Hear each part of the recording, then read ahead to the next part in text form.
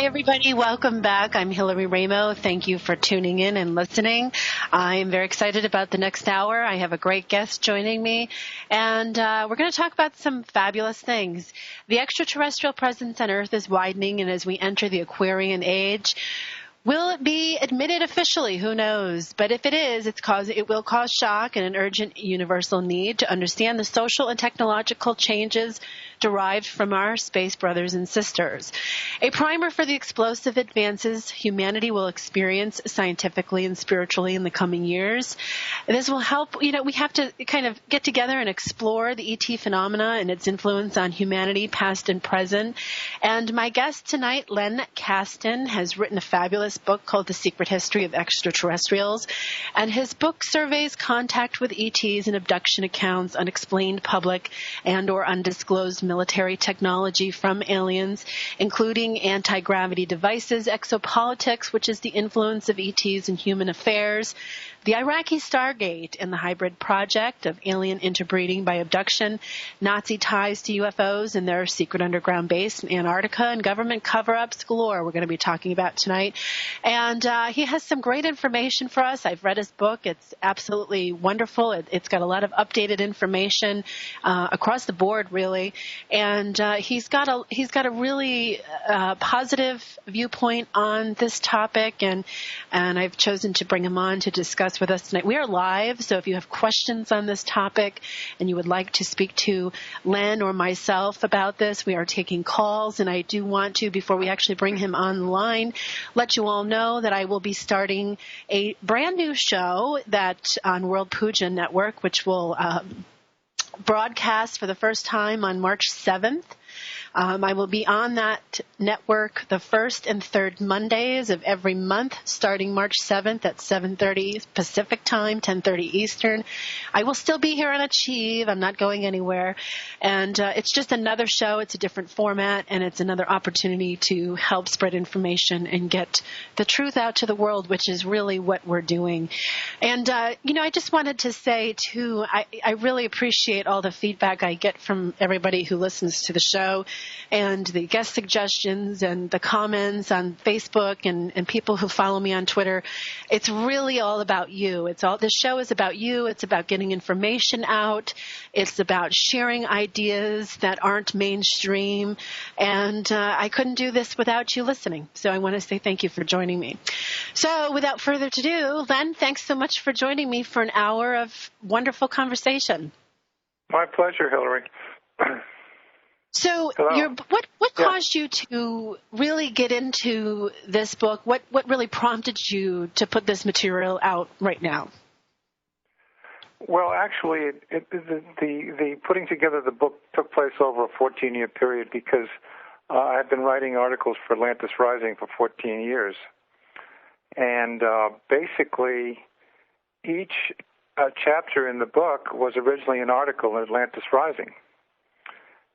When Inner Traditions took a look at the 52 articles that I had written, they realized that the 30 or so articles that I had written on UFOs and ETs had a narrative drive. It wasn't just simply a compendium. It actually covered the subject. So it made sense to put it together in book form. And strangely enough, even though some of the articles are 14 years old, they are nevertheless very contemporary, even so. Yeah. So it all worked. And then, of course, I got the beautiful artwork of Jim Nichols to complement the text, and it really we thought it came out well. Len, what started you to really explore this topic? Everybody's got a story of their own that really perpetuates their seeker identity into this world. You don't just wake up one day and decide that you want to necessarily jump in and become a UFO researcher. What is your personal story with all of this information?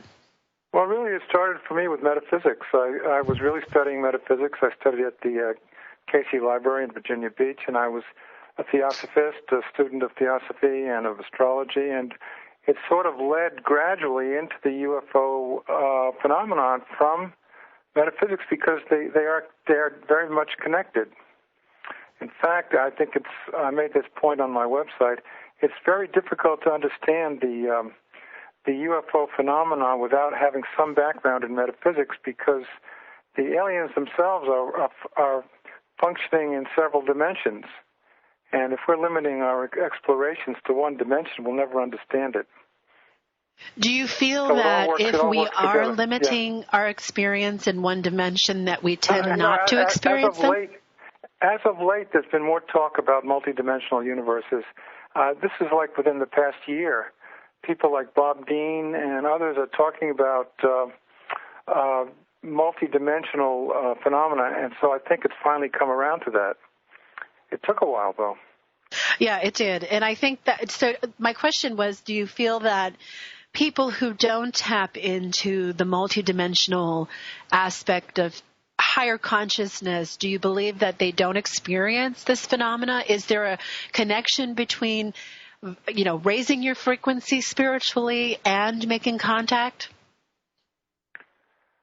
I'm not sure that raising your consciousness is a guarantee of making contact with ETs, but I just think all you really need to do to make contact with ETs is to set that intention. And if you really do set that intention, you can make contact. Yeah. So it takes, to me, I think it takes, my opinion in this is that it takes a level of confidence in who you are to really set that intention, on a good level, on a level that, isn't fearful. Why do you think there's so much fear in this topic in general? When people jump into it, what they usually find are a lot of very scary stories that talk about abduction experiences that aren't very positive.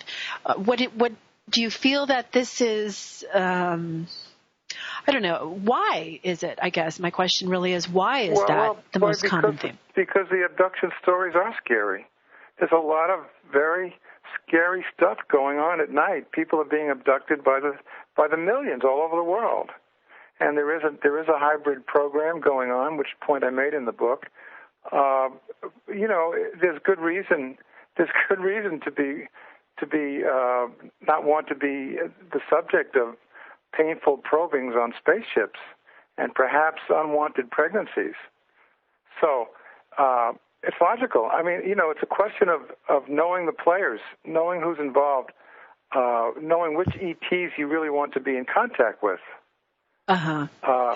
So because the Greys and the reptilians have been given a free hand in doing what they want to do with us, there's reason to be afraid. And so what is your experience? I know you have a broad and vast experience with these different stories.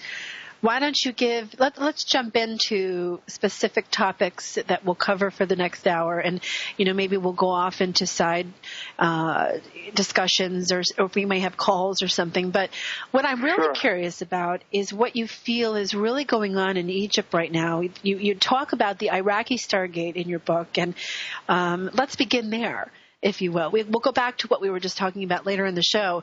What do you feel, what is the Iraqi Stargate? Well, it's a device that was left behind, I believe. I'm convinced that was the case by the Anunnaki when they left. And I believe that Saddam Hussein had great hopes of using that device, learning how to use it. And if he did, it would be an awesome weapon. It would be an awesome piece of technology that perhaps could literally negate any technological advantage that we had. So there is some information on the internet about this device. I consider it a Stargate. It's been called a Stargate by William Henry. Have you had William Henry on your show? I haven't, but I know him. So I'm familiar with his work, yes. So you know that he talks about this at length. Yes, he does. And, so Zecharia Sitchin sort of got close to it with his Stairway to Heaven, but he never made that final push to talk about Stargates. It was his viewpoint that the aliens came here in spaceships, rocket-powered spaceships, which, of course, now we know would be impossible.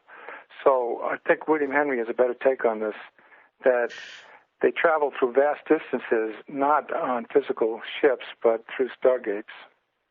Are we talking teleportation here? There's rumors that we have that technology.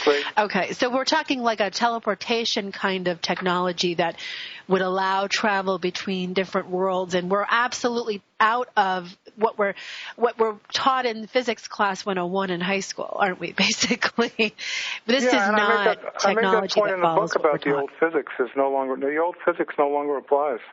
Yeah. We have a whole new physics now. So for people listening, the sound of that may sound very unusual, and some people are very familiar with it. There's all kinds of people listening at different understanding levels. But when we're talking about something like this, we're speaking on something that applies to a whole nother world of understanding how physics works and that we're not taught. Now, you talk about something in your book called, I believe, The Secret Physics, or the other physics that people talk about. So there is a whole subculture of high-level scientists and big thinkers and people who really operate on these different laws of physics. Correct? Do they understand them at this point? And are they diving into this information so that they can understand this ancient technology? Well, Paul Laviolette, who I discuss in my book, calls it classified physics. It's the physics that's being used in the black world, the black aerospace world. The scientists and physicists who work for the secret programs in the what we call the black world, or the military-industrial complex, they're using a whole different kind of physics. They already know all about anti-gravity. They know about free energy from the vacuum. They had to. Now they're not going to put that out there because it would create an energy revolution, and it would free us all from the need for fossil fuels. But we're not graduating physicists who know this new physics. And Paul makes that point in his book, the anti-gravity. Paul Laviollette's book about anti-gravity. So we have only a few pioneers, like somebody like Michio Kaku and the people of that stripe, who are finally getting to the truth little by little. But it's not being put out there. Yeah, Paul's his book was called The Secrets of Anti-Gravity Propulsion. Right, exactly. And it's an incredibly important book for people to read and to understand. One of the questions I get asked a lot, and I would like your opinion on this, is if these people are exposing and disclosing such confidential information and such, super classified, how are they able to publish books, and how are they able to really, how are they allowed to really talk about these programs and this kind of information? Well, they're not. That's the point. Paul's a renegade. He gets away with it because he's such a brilliant physicist, and because he has such a great background in other subjects, archaeology and mythology. He's able to put it all together. The average physicist who comes out of the universities today doesn't have that kind of a broad stroke that Paul does. So Paul was able to put it together. So having the broad background that he had in archaeology and all of the other areas of study that the dots were easier to connect. Exactly, because the physicists and scientists working under black programs are sworn to secrecy, and they're never going to reveal anything. So they're afraid of having their families killed or them getting killed. I mean, that's how serious it is. Yeah. Yeah, it isn't just something that people just decide to write a book one day and expose something and then they go about their lives. So there's real repercussions with getting into the world of exposing this. Now, now that we really are kind of, because of the internet, able to share this information with the masses, with people all over the world, and information is coming out on large levels. And, people don't understand why we can't get off our you-know-whats and do something about the energy technology. I've had Dr. Greer on. I've had his scientists in his program on. I've talked to a lot of people. I've brought a lot of researchers on the air to discuss free energy technology. And when I have a conversation with somebody, in fact, I had one this evening before the show, and I was talking about what we were going to be discussing tonight with this person, and they said, well, I don't understand why people don't, get really excited about this information and demand it. And, Well, what are your thoughts on that? Why aren't people standing up and saying, enough is enough? We want to know now what's really going on. Well, when you say demanded, when you talk about science and you talk about physics, it has to be done on a large scale. It has to be on a university level. The science departments of most of the large universities, I'm talking even the Ivy League universities, are very, very conservative. They're not going to go out on a limb with these new technologies. First of all of their funding will dry up. All their corporate funding will go away. They'll have no further link with the military-industrial complex, which they rely on heavily. Why would they do such a thing? Yeah, they are literally afraid to. Even if there is occasionally a renegade or an iconoclastic scientist that wants to do it, he's quickly silenced. Look what happened with Carl Sagan. So we're talking about a complete collapse of structures. If we do endorse this kind of technology and information revolution, so to speak. Exactly. That's exactly so what does right. an average person do? I mean, the average person doesn't really have access to changing institutions that are ingrained with these kind of connections and dependencies, but they definitely, if they want it, what do? Do they build it themselves? Do they research it? Do they share information? I mean, where do we start as a grassroots movement to change the world into something that is sustainable on a level that we all want? Well, I believe it's the 100th monkey kind of thing. I think the more people that do become educated about it and pressure the media and pressure the universities to forge ahead with this, that's the only way it's going to happen.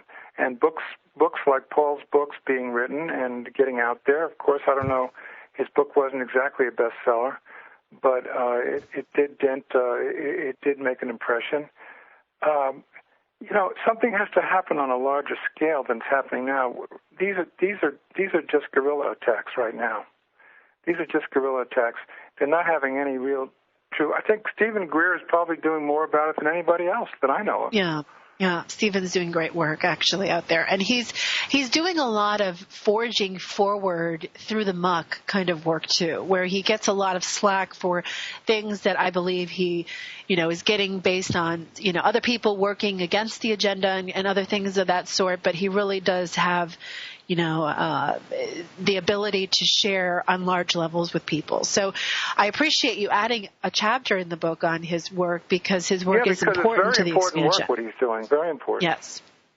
Now, Iraqi Stargate, okay, so we have these, so basically let's build the scenario here. We have these ancient cultures around the world, these megalithic builders who, were able to perform these incredible archaeological feats of, mastery that we can't reproduce now with all the skills and knowledge and technology that we have. So they left us a message, I believe, that, around the world, that, putting things together, how to really connect with different unseen forces and, geomancy and those kinds of things and understanding the Earth's energy and the magnetic fields. They left a roadmap. And, my personal journey started with really being called to see these places in person. And I've traveled around the world, as many people have, gone to see these sites. And nobody can deny what they feel when they walk around in them or when they put their hands on the walls and just intuitively connect in.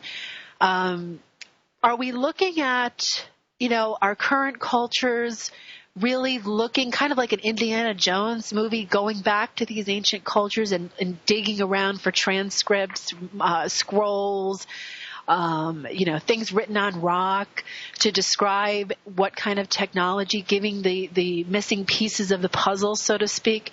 Do you think that is really an agenda within the Black world? Yeah, I think it is, and I think von Daniken started it.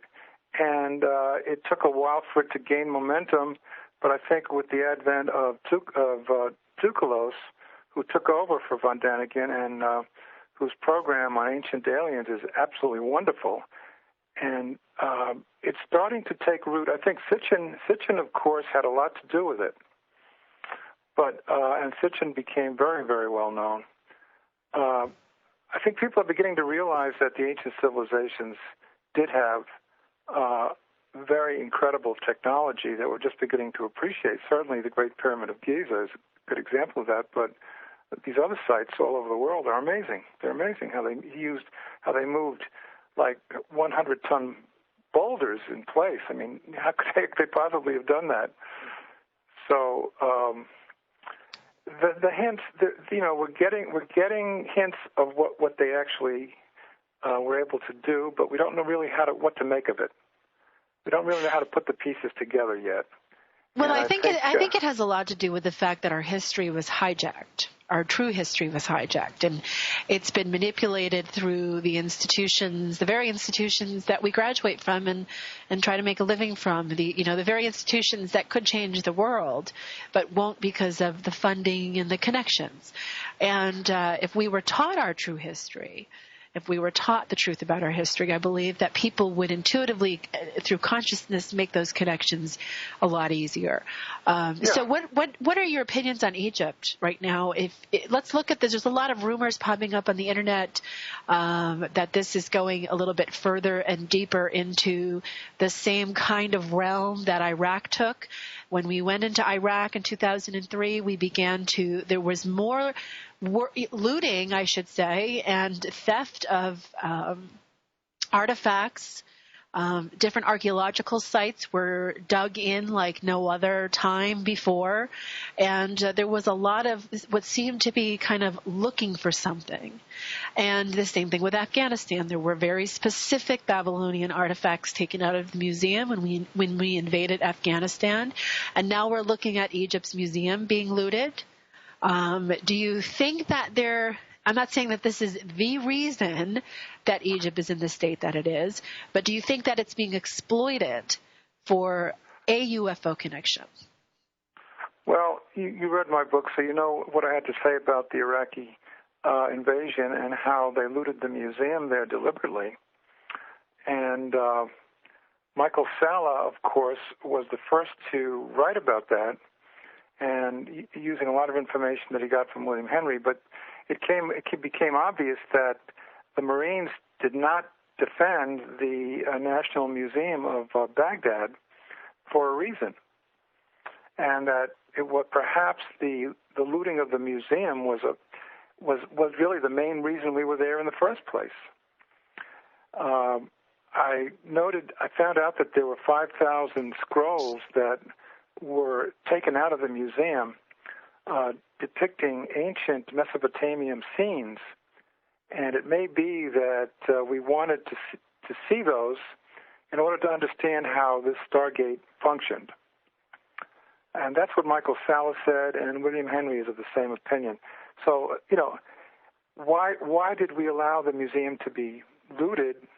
Clearly, it was a stupid thing to do, unless we were doing the looting ourselves. Now, in terms of Egypt, I don't know if that's a motive or not. I have heard some opinions to the effect that perhaps there is a Stargate in Giza. And, of course, the director of antiquities in Egypt, Zawi Hawass, is very protective of everything there. Perhaps perhaps this is a component of what's going on. But I have a whole different take on what's going on in Egypt right now. Well, let's hear it. I don't think it has anything to do with the antiquities. I think what's been happening is that I don't like to get into politics, and I'm not political, but I do think that most of these nations in the Middle East have been ruled either by kings or strongmen for decades. And there is a fresh breeze of democracy blowing through there right now. People are beginning to realize that why do we need to be ruled by a strongman? I mean, it's happening in Yemen right now, too. They really finally are taking steps to get to bring democracy into these countries. Why they have been willing to put up with this kind of I wouldn't call it tyranny. I'd call it just a dictatorship, and a repressive dictatorship for so many years is not clear to me. But evidently now they've had enough, and I think that's what's going on. They really want. Well, I agree. I think that I've been to Egypt a few times myself, and I have seen the poverty and the way that they live firsthand. I have close friends who live in the country, and, it's a beautiful thought that was started in somebody's heart that spread throughout Egypt to come together and join for the betterment of their own humanity. And I think that is the seed that started this entire thing. And It is a beautiful moment of recognition of equality and wanting basic human rights. And I think that we have to acknowledge that. We also have to acknowledge that there are people who exploit things of this sort for their own purposes and their own agendas. And unfortunately, we're seeing that now. And when that happens, we see a clash of violence. We see things open up in more of a different stance that comes from another kind of energy. And unfortunately, people who perhaps are looking, I do really feel that is an alternative agenda. It may not be what started it, but I think that something has been discovered in the area. And I think that there is some serious looking into that, and there are things that are missing. I would love to see the list of missing things from the museum, because I don't know if you've been there yourself. It's a beautiful. I have been there. Yeah, I've been to Egypt, and but Zahi Hawass made a statement 2 days ago. He said that nothing important has been taken. So that was 2 days ago. I don't know where it stands at the moment. Yeah, well, I hope it's true. But but Zahi Hawass does a wonderful job of protecting when he wants to, but he also has, he won an Emmy from Hollywood here, and he has his own show, and so there's a lot of things that he's been able to do that most have not been able to do out of that country. So, who knows? Connections run deep sometimes. I put it all under the heading of the raising of consciousness that's happening all over the world. Consciousness is starting to expand in general. What's behind it, I don't know, but I think that's one of the effects of this consciousness raising that's beginning to take place. People are beginning to realize who we are and why we're here and how we've all been repressed. I think it's a beautiful mirror that we're watching, actually, because this information cannot stay hidden forever. There's just too much. There's too much birthing it out into the world, and people are starting to wake up out of their doldrum state of mind, and their basic, because we're not meant to live in that kind of hamster wheel. That's what I call it, a hamster wheel. Exactly. I agree with that. And I really do feel that there's some. Intuitively, I've picked up on some connections between the Afghanistan, and it'll be very interesting to watch the events that happen and how things unfold in Egypt. I think we need to watch it very closely. But my heart and prayers go out to those who are living there and whose intention is to empower the people. I think they're doing the right thing, and I feel very strongly that I stand with them in spirit, that, they really do come out on the other end more strengthened, more strong, more free from all of this. Absolutely. And I think that will happen. I do think that will happen. And I think, believe it or not, I'm going to make a link now to this that you may find questionable, but I really think it has something to do with the pending disclosure and the landing of the mass landing of the aliens. I think that this is preparation for what's going to be happening, I think, very soon. Well, I agree. I agree with that. That's what's going on. That's what's going on here, because there's no point in the aliens, the extraterrestrials, making a mass landing to a hostile civilization. There's no point in it. What would they accomplish? If the people are not ready for the landing, nothing would be gained by it. They'd just be at odds with each other. So in order for that to happen, the corruption has to be eliminated in advance. And I think that's what's happening now. I'm not sure who's bringing it about exactly, but I think that it's happening not only in politically, it's also happening financially. It's happening with Wall Street. It's happening with bankers. It's happening with the fossil fuels. It's like a it's like a strong wind of reform just seems to be blowing over the entire planet. And I think this has to do with the pending revelation and mass landing by the extraterrestrials. That's my So feeling. do you think that, I agree, I think that that's a very valid point. Do you think that we are being prepared for that by the slow leak of information into consciousness, into the average person's consciousness through movie and film and, commercials even? I mean, I have children and I can't tell you how many commercials and books that they read that have nothing to do with, quote, alien topics, but yet there is always an underlying theme. How many movies come out of Hollywood with this incredible theme? It's a nonstop, and it's been exponentially increasing across the board for quite some time now. And 2011, I believe there are 6. I could be wrong, but I believe there are 6 major motion films coming out. There's a film coming out in June that's titled Cowboys and Aliens. And if you think about that, most of us grew up with the cowboy and Indians theme, fighting the Indians, when we came in and really just wiped out the indigenous cultures.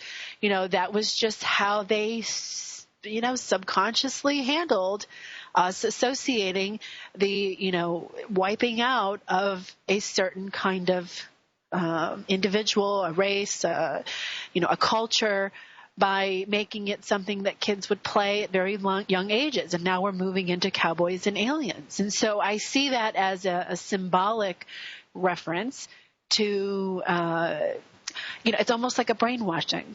I have to be honest with you. It's almost like a brainwashing. Stephen Hawking warned us that what the aliens, the coming of the aliens, he equated it to the coming of the conquistadors to the Americas, and he said, look what happened to the Native Americans when that happened. And he tried to draw that parallel that they may do the same thing to us as we did to the Indians. But I'm not buying that. I don't think that's the case now at all. I think that Did you used to think that was the case? His viewpoint was that they could be hostile and they could be coming just to take over the planet. I think that's what he was saying, I guess, which I found kind of ridiculous, really. Yeah, I think most people do, to be honest with you. Yeah, since he wasn't a believer in extraterrestrials anyway, that makes sense. But no, I do think that we're getting ready for this, and we've been the entire planet has been kept in a state of media manipulation and repression of information for so long that we can't recognize the truth anymore. So something has to happen to expose us to the truth and to let us see through what's going on. And unless we do that, we're not going to be ready for this for the change of our civilization that's going to come about when the aliens do arrive and do land. Well, I just want to let everybody know listening that if you would like to learn more about Len Kasten's work, you can go to his website, which is et-secrethistory.com, and you can find out more about his book and his topics. I want to read something. This is Robert Bauval quotes and endorses this book. He says, with our present knowledge of the cosmos, there is now a real possibility of evolved and intelligent civilizations elsewhere in the vast cosmological space. The secret history of extraterrestrials is a must for the libraries of all seekers of truth with unbiased minds. And I would just like to agree with that, because I have read the book and I think it's a very important part of any real seeker's collection. I'd like to switch gears, and you do talk about, well, not really switch gears, but this is an interest of mine particularly.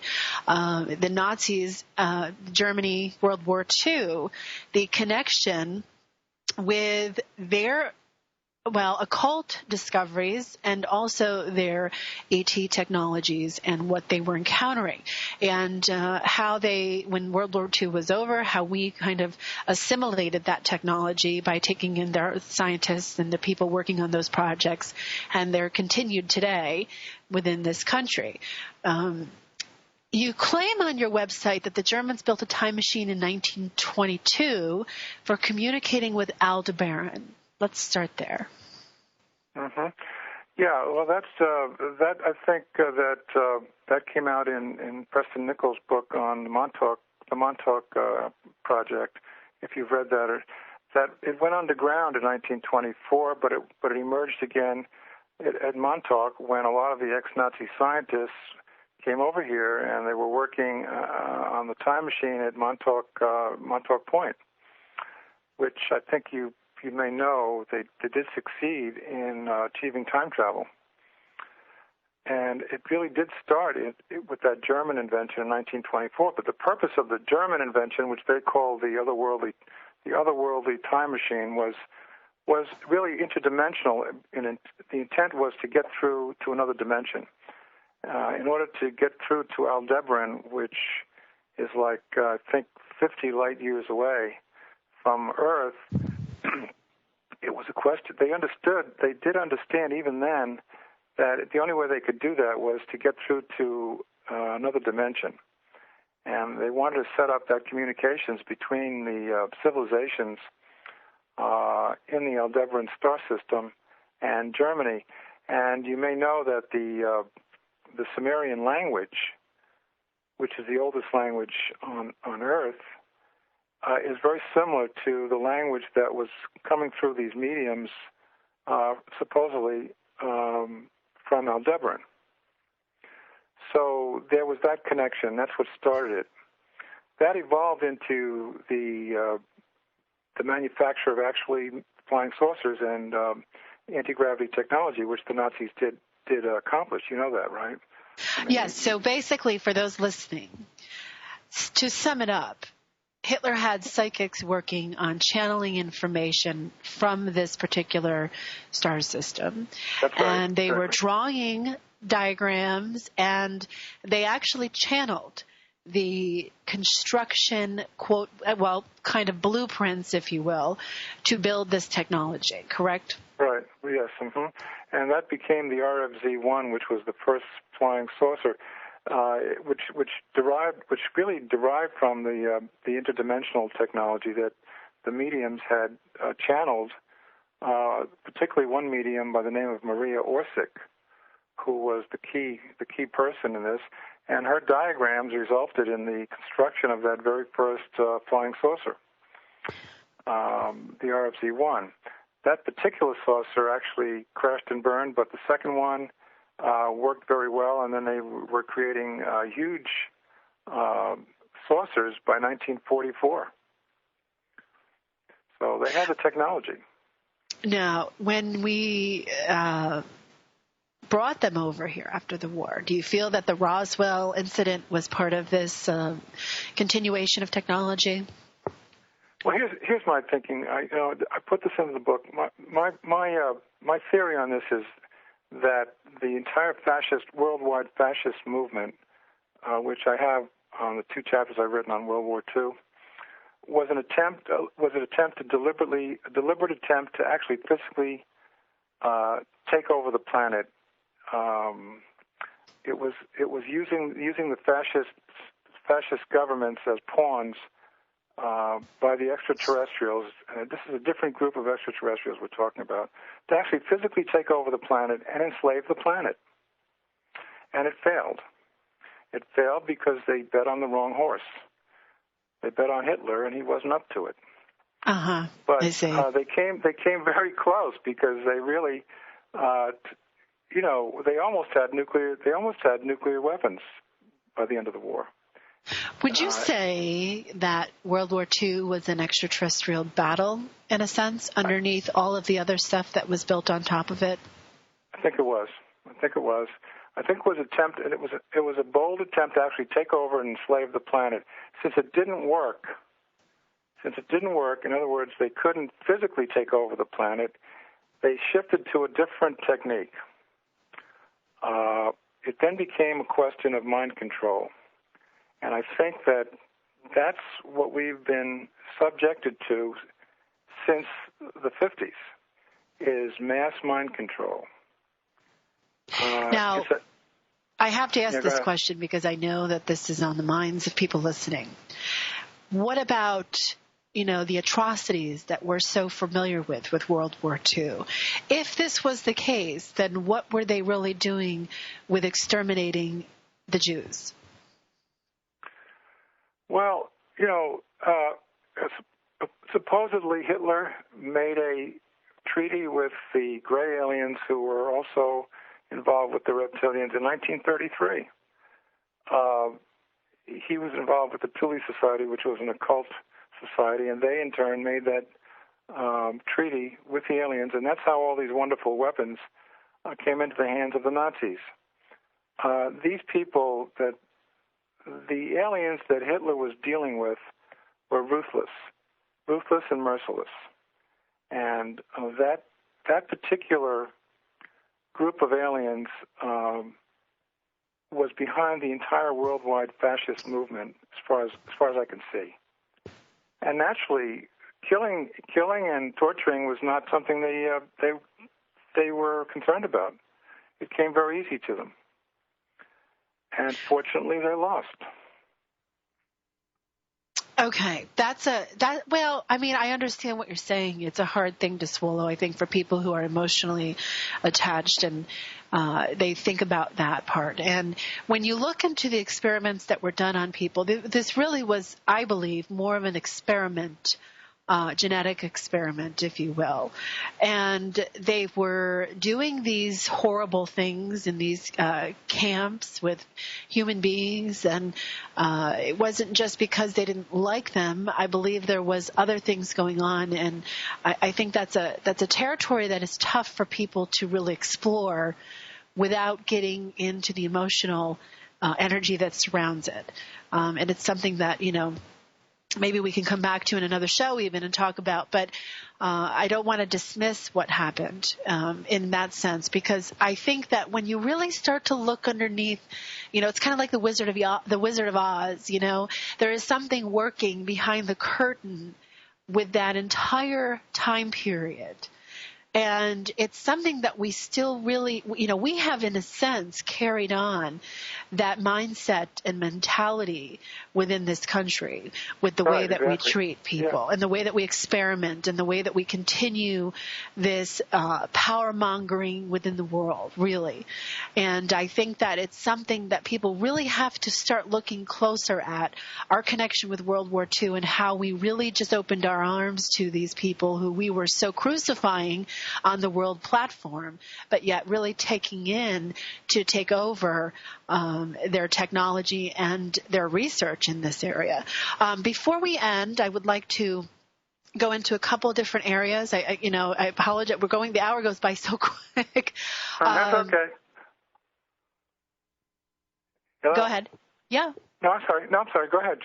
Go ahead. I wanted to talk about Serpo. Okay. And for those people who aren't familiar with Serpo, why don't you give us some background in what that even means? Well, it's really a remarkable story that, one of the aliens that in the ship that crashed at Roswell did survive. 4 died, but 1 did survive, and he became known as EBE number 1. And he was taken to Los Alamos laboratories in New Mexico, where the Los Alamos scientists really studied him and worked with him, and they developed the ability to communicate with him. And it turned out that they had a device on the crash disk for communicating with his home planet. And they attempted to do that. They weren't able to do it successfully until they hooked it up to the energy source on the crash disk, and then the scientists at Los Alamos were able to actually communicate with the home planet of the alien that survived. But he didn't survive very long. He died in the summer of 1952. But following that, the scientists continued working with it, and they eventually were able to communicate with his home planet. It took them about 9 or 10 years to actually iron out all the wrinkles, but they did. And they then made an arrangement for the craft to come back here, and it was going to come back to pick up the bodies of the 11 aliens that had died in those crashes. But by that time, President Kennedy was in office, and he decided to make it into an exchange program. He said, "I want to send people to that planet, and we'll keep one here." And he was sort of the first diplomatic exchange interstellar diplomatic exchange program. And we did that. We sent 12 astronauts to the planet, which turned out to be the name of it was Serpo. We found out later, for a period of 13 years. Was this why he was killed? Well, I just threw out that possibility for the following reason. He gave the edict for that program in 1963, and they started training the astronauts in 1964, late 1963. Kennedy was very, very vehemently opposed to government secrecy. A lot of people now know that. And my thought was that he was probably going to make that landing public. Yeah. And have it televised. And possibly a lot of people didn't want that to happen. He was assassinated only 5 months before the landing. The landing took place in April of 1964. But they came back again and actually picked up the 12 astronauts in 1965.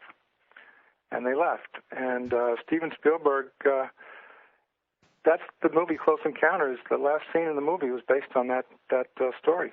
I was just going to ask you that, if that was what we were. And that movie really, they didn't want that made. Not really. And it didn't stay out too long. But it caught in people's consciousness because we are all connected to this anyway, which I think is really interesting. Yeah, it's an amazing story. They were there for 13 years because they lost track of time. They were only supposed to stay there for 10 years. And they returned in 1978. 2 of them died on Serpo, and 2 of them chose to stay there. So only 8 came back.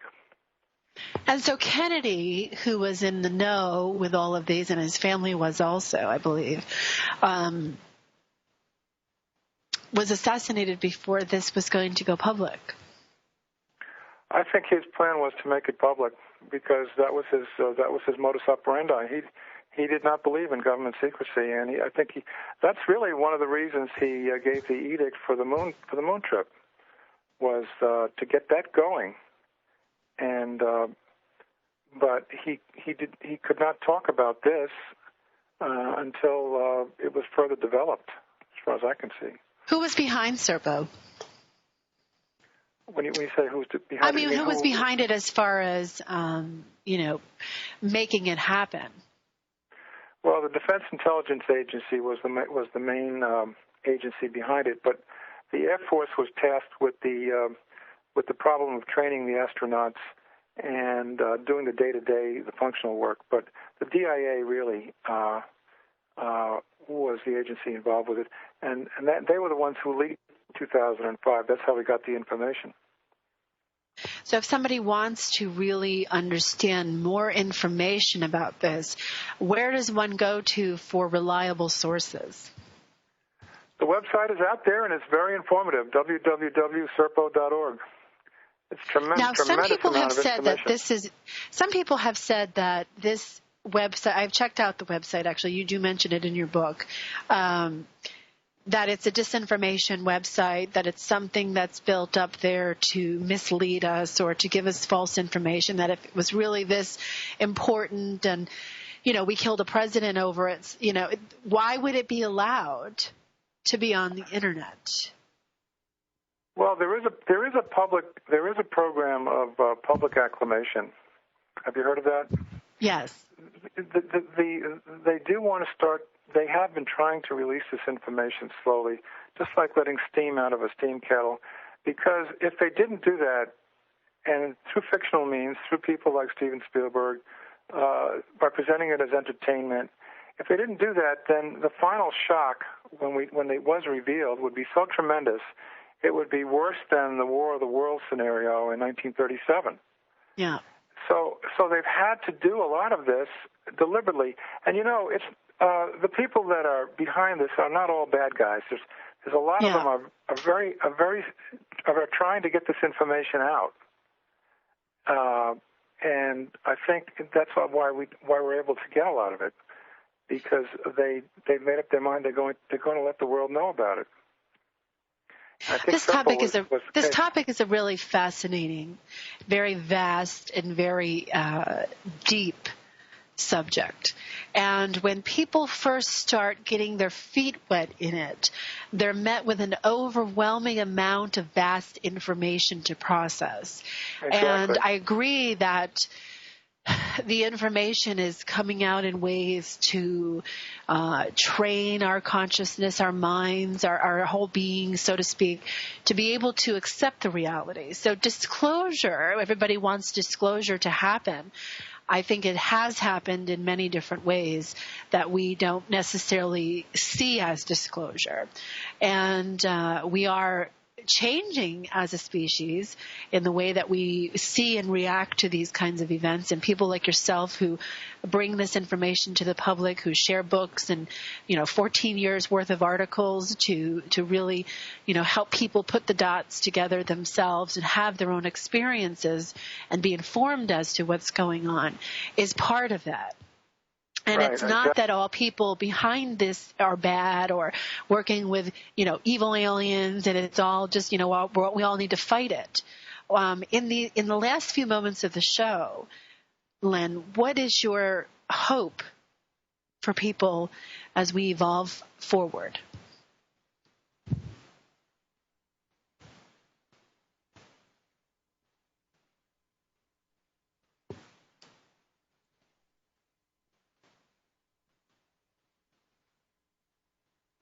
Well, I think we might have lost him.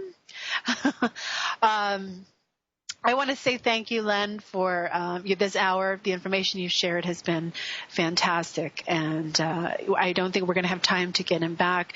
But his website, again, is et-secrethistory.com. His book is The Secret History of Extraterrestrials by Len Kasten. And, just a word to all of you listening. These topics are fascinating for a reason, and they call on you for a reason. And as you evolve spiritually and as you learn to better know yourself, you begin to realize that life takes on so many other forms that we may have never believed possible. And that goes way beyond just our planet Earth. Good night, everyone. I'm Hillary Raimo, and until next time, be well. Namaste.